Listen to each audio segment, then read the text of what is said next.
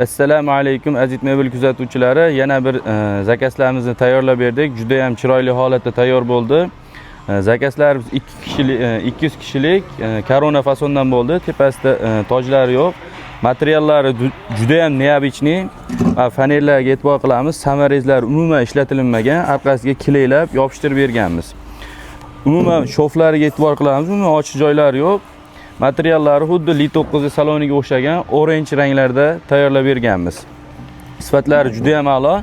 Mana bu tagliklarga keladigan bo'lsak, tagligi klientimizning xohishiga qarab MDF dan qilib berdik. Rossiyskiy boltga ega bo'lgan, yechilib ketmaydigandan bo'lgan. Profillari mana juda ham chiroyli, sindirmasdan bo'kib berganmiz.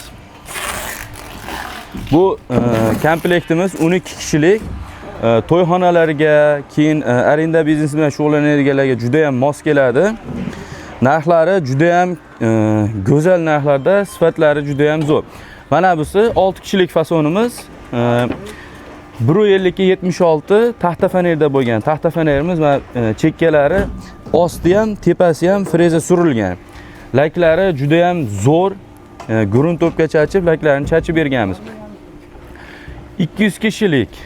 Narxlari juda ham arzon. Mana bu hozir ko'rsatganimizda umuman samarasi ishlatilmagan. Orqasiga kilaylab yopishtirib berganmiz. Keyin yana bitta qulaylik, mana bu faneri oldin mana bundan tashqarida turasdi. Endigi holatda profil bilan teng turadi. Bu degani juda ham zo'r, yirtilib ketmaydi. Uncha-munchaga orqasi ishqalib, muammo bo'lmaydi. Mana bunday taklaganda juda ham sifatli bo'ladi. Mana bu taklanishiga bitta e'tibor qilamiz. Taklaganimizda materialda ezib tushmaydi, temiriga o'zi nima bo'ladi? Gubkamiz ezilib, xunuk bo'lib qolmaydi. Agar sizlarga ham shunaqa stol-stullar kerak bo'ladigan bo'lsa, ekranda ko'rsatilgan nomerlarga aloqa chiqaverasizlar, juda ham sifatli qilib tayyorlab beramiz.